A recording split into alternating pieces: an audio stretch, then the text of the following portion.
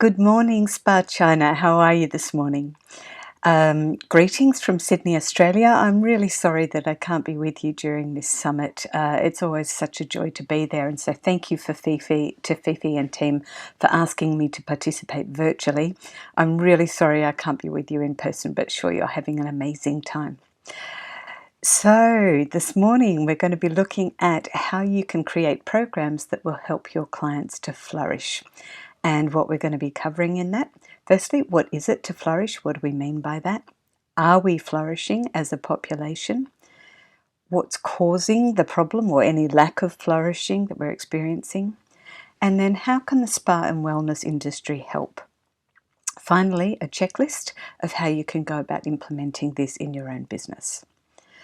All right, so what is it that we mean by flourishing? And if we look at the definitions, it's all about thriving, really.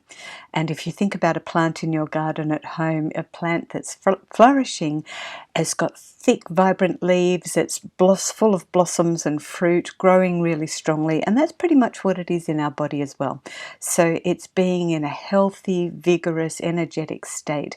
And the definitions also talk about achieving success and prospering, to essentially to being at the top of your game. And that's what we really want in our own life and the life of our clients.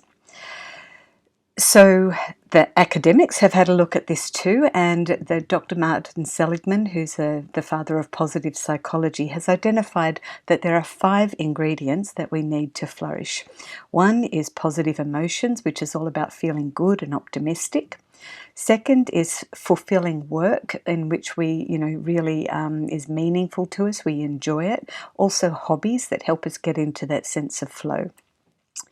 Thirdly is having positive relationships, so social connection, but also love, intimacy, emotional and physical connection. Fourthly, meaning, having a sense of purpose in your life, something that's, important to live for, and, basically something that helps you contribute to the greater good. And fifthly is having a sense of ambition, having realistic goals for things that you'd like to achieve, and then having that pride from having achieved them. So this is the PERMA model, but our very own Jeremy McCarthy, who's also studied positive psychology, and congratulations on getting published, Jeremy, is also added the physical dimension, which is probably a lot more relevant for what we do. And that physical dimension is talking about, yes, we need that physical well-being, so health, basic health in place, but also positive sensations from taste, touch, the sensory environment. Physical touch and intimacy, in terms of our massage, but cuddling, spending time with family, being in physical flow from exercise and being able to do tough challenges that you can really immerse yourself in. And also Jeremy points out that many people have their sense of identity through their appearance. So maybe it's the way you choose to do your hair or makeup, or what you've been able to do with your body through being fit and healthy. But it can be an important part of our identity. So that's the academic model of flourishing. So are we there? If we just look at the statistics, it focuses very much on the physical well-being side. And here we've got good news in that life expectancy is going up. And these figures are from China, from the WHO. And this shows since 1950 that there's been this steady increase in life expectancy, or the number of years we're expected to live. And in China now, that's an average of 78 years compared to a global average of 73. So China's really doing well in terms of life expectancy. Health span is also going up. So while lifespan is the number of years that we have on the planet, health span is the number of those years that are healthy and that we can enjoy good quality of life. So the average here for China is basically 68, 69 years health span, which means though that last decade of life for most people is compromised by ill health. Now the other graph there is looking at the world populations, and in Asia only Singapore is ahead of China, so China is doing really well there. But we've still got that decade of ill health to worry, but we can do something about. And much of that suffering is preventable. And so NCDs stands for non-communicable disease, which is another word for chronic disease.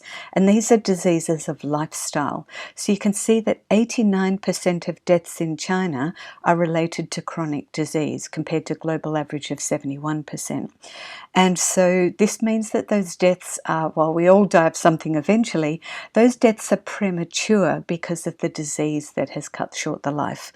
So we've got largely in China it's cardiovascular disease, but also cancers, respiratory diseases, and other non-communicable diseases. Diabetes, only 2%, but very fast growing. Now, these physical problems are compounded by mental health concerns. So the China Mental Health Study has shown that 16.6%, almost 17% of Chinese adults have experienced mental illness. And at any given time, 3% of the population is suffering depression, another 3% is suffering anxiety. That's 100 million people that are in an uneasy state at any given point of time in China alone, and we can really be doing a lot to help that. So mentioned that, people are 89% are dying of chronic disease, and what are they? So 9 of the 10 causes of death are actually related to lifestyle. So the top 2, heart disease, next 2, lung disease, and then liver cancer as well. You can see Alzheimer's is increasing because as the populations are getting older, that's becoming more of a problem. Hypertensive heart disease, which is all about stress and the impact on our body, you can see that's shot up from 11 to number 8.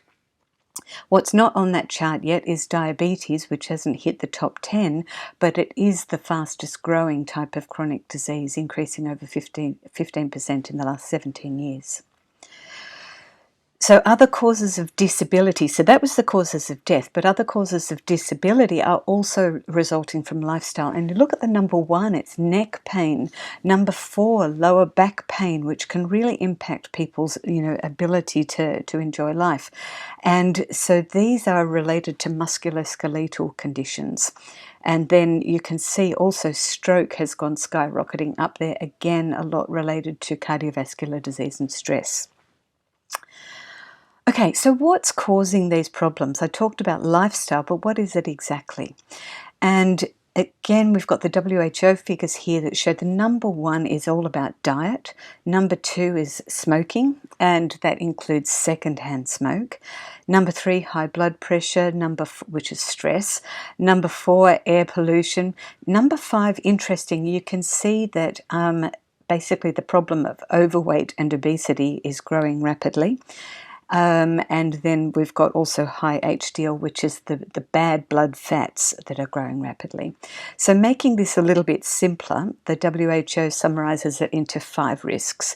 Number 1, unhealthy diet. Number 2, smoking, passive smoke as well. Number 3, air pollution, which is outdoor and indoor air pollution. Harmful addiction to alcohol or too much alcohol, and a lack of physical activity. That's what's causing all of these problems. And all of these things we as the wellness industry can do something about. So this is the areas that we're tackling: stress, unhealthy diet, sedentary life, not moving enough, and those 2 adding to overweight. Then we've got toxicity from the environment, from our food, from all of our personal care products, etc., and also addictions. If we distill that a little bit further, what do these things mean? Those causes really are creating in the body 2 big problems of inflammation, where the body has sort of gone into overreactivity, and also oxidation, which is all about too much free radical production, which basically destroys the cells of the body. So leading to problems like cancer, but also DNA, genetic DNA damage, and premature aging. So all of these we can do something about. And so how can we? If we look at what the priority programs are, certainly we've looked at the number 1 thing is stress. We need to help people manage their stress. We need to help clean out their systems, and detox is the number 1 program in many wellness resorts. reduce that inflammation that's happening through our diet and lifestyle, and also reducing the oxidative stress which is causing the premature aging and breakdown of our bodies. So any services that we can do that cover these four things will help all of that spectrum of chronic disease. Then we can also look at the problem-specific programs, which is what our packages are normally tailored to, so things like weight reduction, musculoskeletal protection, so this is all about our skeletons and the strength and tone, mobility, enhancing sleep, because that has a huge impact on nervous system, stress, resilience, boosting energy, and boosting immune system, which is a huge one with the current pandemic. It's top of mind for many people. And finally, addiction release. So if you can have a series of packages around these areas, you'll cover off all of those chronic diseases that are causing the problems. So I've got my own model for this called FLOURISH, which is an acronym for all of the things that I try to build into wellness programs. So let's have a look at them one at a time. Firstly, the F is freedom from disease, and there's two parts of this. First, we have to know what the problem is, so we have the diagnosis, and then we've got the therapies to try and cure it or prevent it from happening.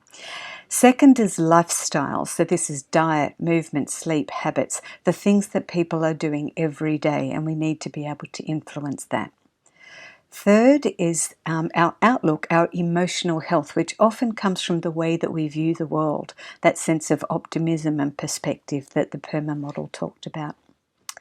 Understanding is about our cognitive function, so how our brain is working in terms of our memory, our decision-making abilities, the right-left brain connection so that we can make the best decisions in the moment. Next is resilience. R is resilience, which is our ability to cope and bounce back from change, stress, and loss, and that's been really challenged with the current pandemic. Intention is all about our mission in life. It's having that sense of purpose, having something to aim for that's a bit beyond ourselves. So it gives us our why. Why are we living? Why are we working? What are we on this planet to do? It gives us a driving cause.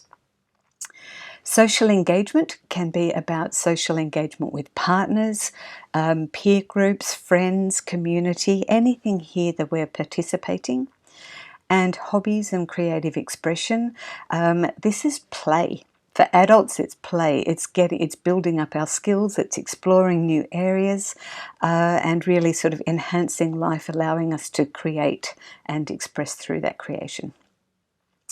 So all of those things I'll try and put into your business, but how you do it will depend on what your business type is. So wellness resorts, which is my background originally, wellness resorts have an advantage in that you've got people locked in there for at least 3+ days, and so you can control every aspect of their life for that time. And there's usually a good amount of specialist staff that can help to do that. So we have the wellness advisor who can conduct an initial consultation and then help create the program that's going to help that guest's needs. Spa therapists, nutritionists, fitness staff, complementary medicine practitioners, including TCM, sometimes even medical doctors. So we have a good range of staff that we can involve on the different programs. And what that means is it can do a really good kickstart for well-being and can do some deep healing. So if you've got a wellness resort, this is a great place to do the detox, for start removing people from everyday life. It's a great place to kickstart the health process for things like weight loss, etc. as well. If you have a hotel or resort spa, it's harder to do that because you can't control every aspect of people's lives, and you also don't have them for such a long period of time. So packages here, you can do services that can range from 2 hours through to full days, and hopefully maybe even a weekend. Maybe or maybe not that you have a wellness advisor, but you're going to need someone as your guest relationship manager. And then you can have, you've got your spa therapist, but involve the fitness team, involve the kitchens, make sure that they can offer some healthy food, the recreation team, that they can help you with activities to be able to sort of do that creativity. And also you can use visiting practitioners to bring in the more high-level health and wellbeing programs.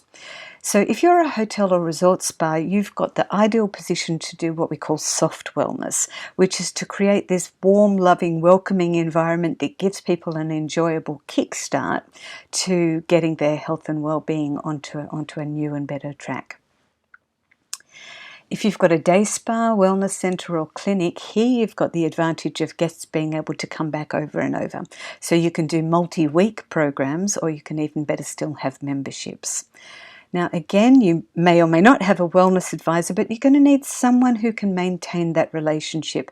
So it could be a coach, it could be a naturopath that works with you full-time or part-time. You've got your spa therapists, and then partner with other specialists to be able to offer those different health services. So here we can really look at lifestyle change, because while what we do in the spa, on one visit or once a month, a few times a year, it'll help, but it's what people do every day that really matters, and day spas are in a fantastic position to be able to do this. So think about your business type and what is the best type of packages that you need to be designing. For all three of them, I mentioned the wellness advisor. You might need to use a different name. You might call it a wellness concierge or spa concierge. But essentially, this person is going to be your client relationship manager, and they're going to help to ensure that the guest's needs are satisfied. So they'll conduct an initial consultation, help tailor the package to that guest's needs, and then they should be coordinating the other elements of the package mix as well. Depending on how long your guests stay, they could do midweek or departure consultations. And something that you can really look at introducing is this ongoing or follow-up coaching. And over this pandemic period, many spas have got used to doing some online workshops. You can continue that going to have an ongoing relationship with your guest for wellness programs. So whenever I'm setting up any new wellness centres, resorts, or any packages, this is the building blocks that I work from, and I'm usually trying to have something from each of these areas. Consultations and diagnostics I'll go a bit more into in a minute to give you some more examples. Spa and hydrothermal you've got already, but think about how you can add all of the rest of these blocks in. Do you have a fitness department, or can you partner with personal trainers? Can you also partner with physios or chiropractors, osteopaths? Looking at involving Chinese medicine, China, of course, is the master of that, but you've also got to look at other things like nutrition, anything about mind therapies, counselling, coaching, meditation, etc. And CAM is complementary and alternative medicine, so anyone else in that holistic health spectrum.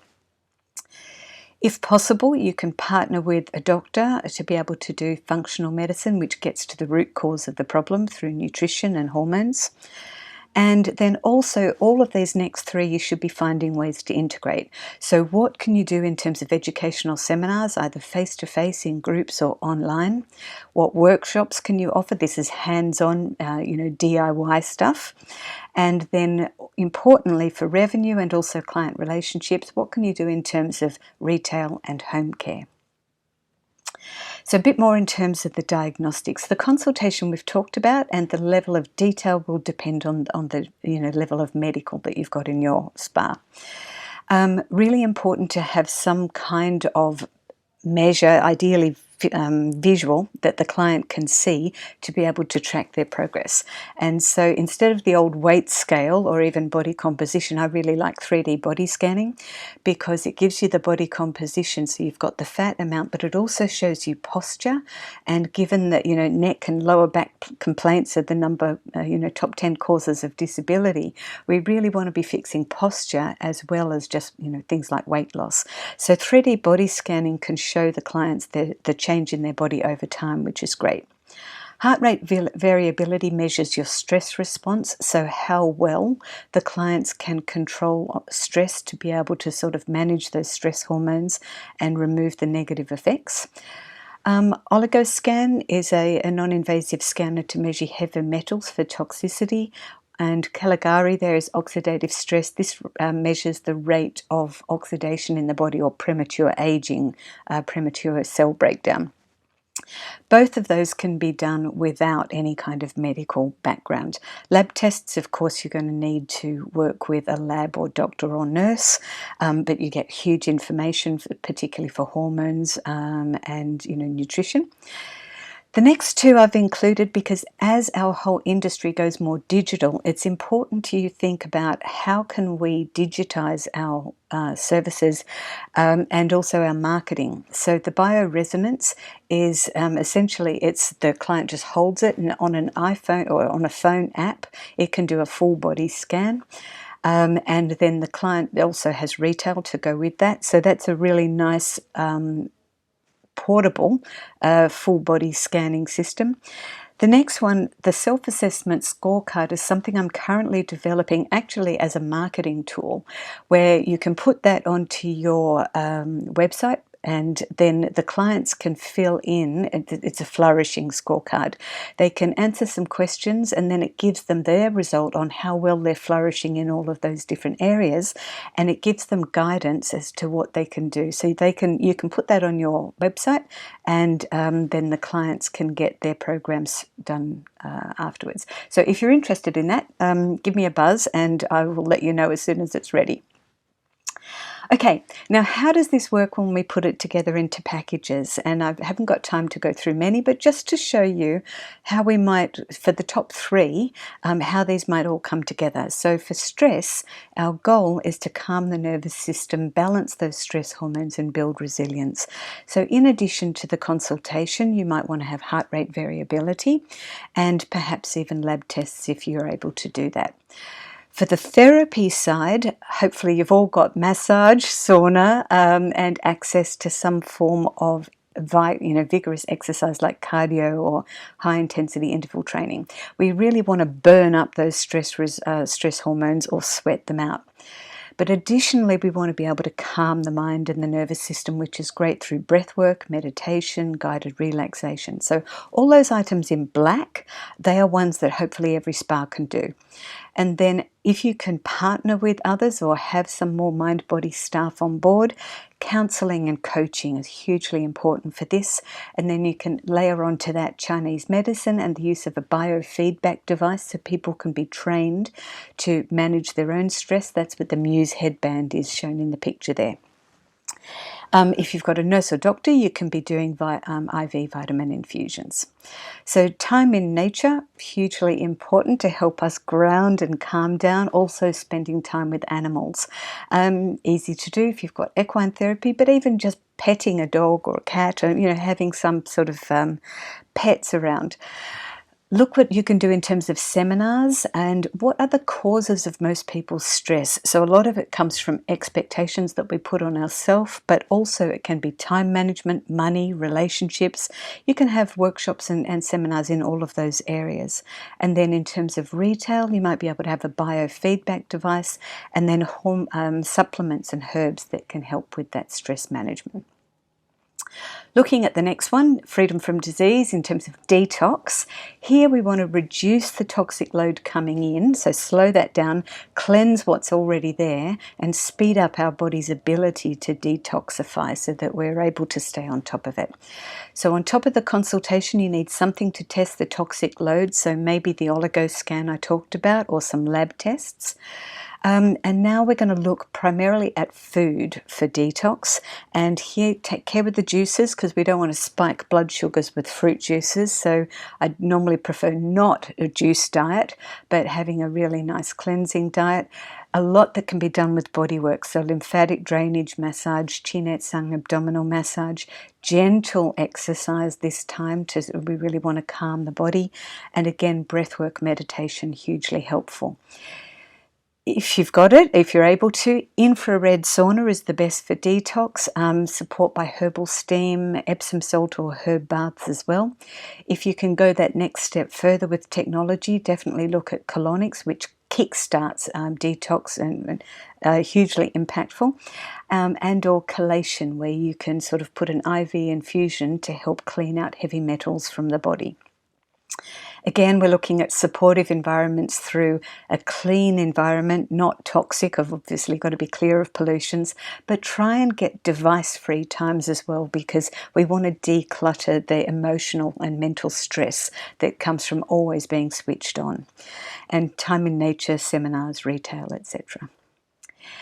Fat loss is the next of our top three. Here we want to identify, well, why have you got a problem with fat loss in the first place? Then, because it could be not knowing what to eat, eating too much. It could be hormones. It could be stress that's causing an emotional eating. It could be age-related. It could be genetic. So we want to be able to identify the cause, correct imbalances, repair the gut from any inflammation damage, and be able to change lifestyles to keep the good work going long term. So again, in addition to the consultation, this is where the 3D body scan is very helpful, and you would want to have lab tests about food sensitivity, what the hormone levels are, etc.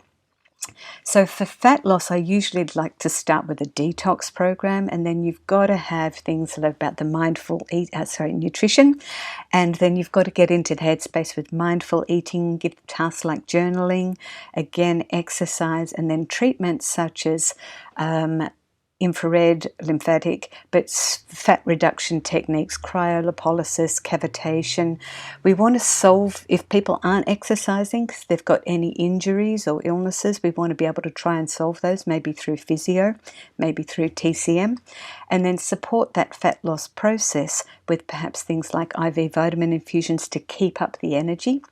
And if you've got the medical ability, hormone replacement therapy, HBOT is hyperbaric oxygen therapy, saturates the body with oxygen, so it really boosts the energy during this important time.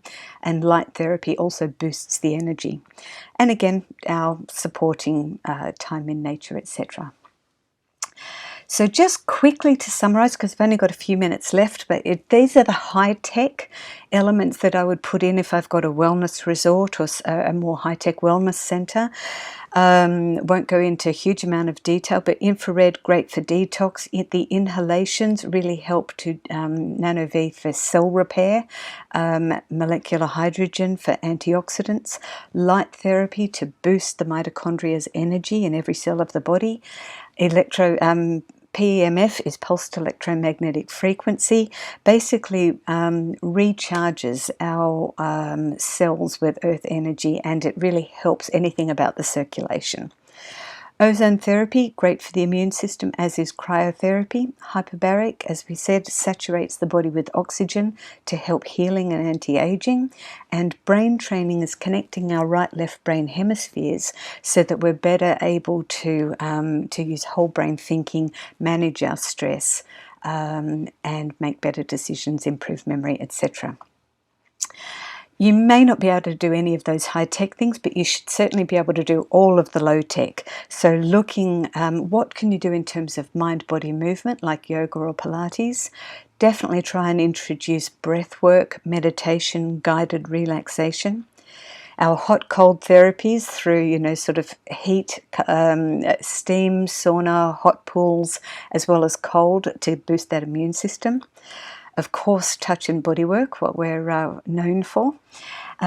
Bring in, if you can, counsellors and coaching, because that's really what's going to keep the change going on a daily basis.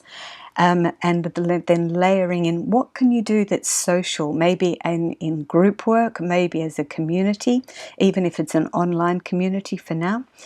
And then layering into that some experiential learning, DIY, workshops, craft, etc., anything to get the expression and self-empowerment. And finally, where you can, building in immersions into nature.